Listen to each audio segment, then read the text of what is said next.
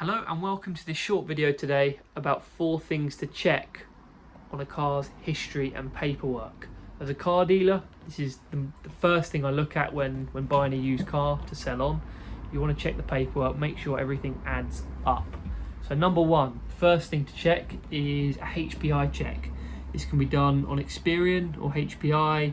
There's lots of apps online, there's lots of websites where you can buy this and pay for this information. So you should always see all checks passed. It will say if there's something wrong, it will say at the top. And we're quickly just going to go through some of the issues that may arise. Number 1, always check the model matches the model on the vehicle. If it's slightly the wrong model or it shows a different horsepower, something like that, then that could be a red flag. It could be the vehicle's been cloned. It could also be a DVLA processing error, but if there's a small thing telling you not to buy it, then there's plenty other vehicles on the market that you can buy which will be perfect. So make sure the model matches. The VIN number here where it says VIN, that is the car's chassis plate number. Check that against the window, against the VIN number in the window. Make sure that number there matches. The engine number, this isn't so important perhaps in older vehicles because they may have had an engine change, but again, it's something you could check, but not as important. Colour, obviously you want to see the colour is the same colour on the VIN number as the colour of the vehicle. Then we've got further down, this is the crucial bit, this is the check summary.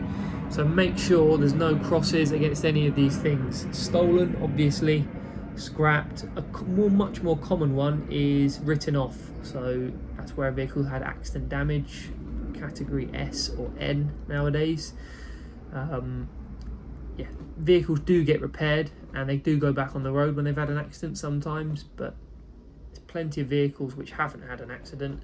So if you're buying one which comes up as having a crash, I would personally avoid it.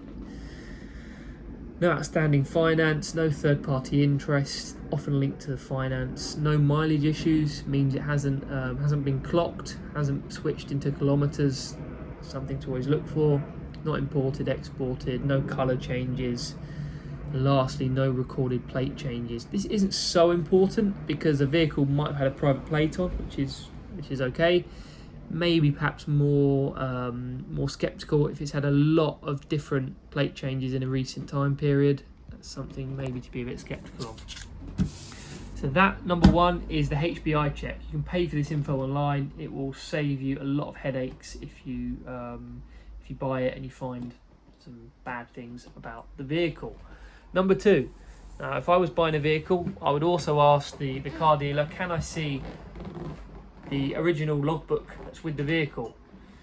They should have it. There's not really many reasons why they couldn't give it to you. They should be hiding the previous owner's details due to GDPR. But if I was buying a vehicle, I'd say, do you have the V5 present and can I see a copy of it or the original? Just so that you know that the dealer's actually got it. What does this information tell you? It will tell you how many keepers there are. So I would personally always look for a vehicle that has under 3 owners. 1 owner from new, which is great. It shows 0 former keepers. This is a 1 owner vehicle you're looking at here. 2 former keepers is okay. Vehicles do get bought and sold even when they're less than 1 year old. But if it's had lots of owners in a short time period, again, that's something to be wary of. There's many other vehicles online which have much lower owners. You can go for them. The next thing, number 3 to check for, is the car's service history. So there's 2 different aspects of a car's history. One is service stamps, which I'm not always particularly fond of as a car dealer because they can easily get forged and it doesn't actually tell you what has been done on the vehicle. It's just going to say it's been serviced at this date and this mileage. What's much better instead of stamps, in my opinion, is to see receipts for work that's been carried out. In some cases this will correspond with the stamps, but also it will give you a much bigger breakdown of exactly what's been done and when.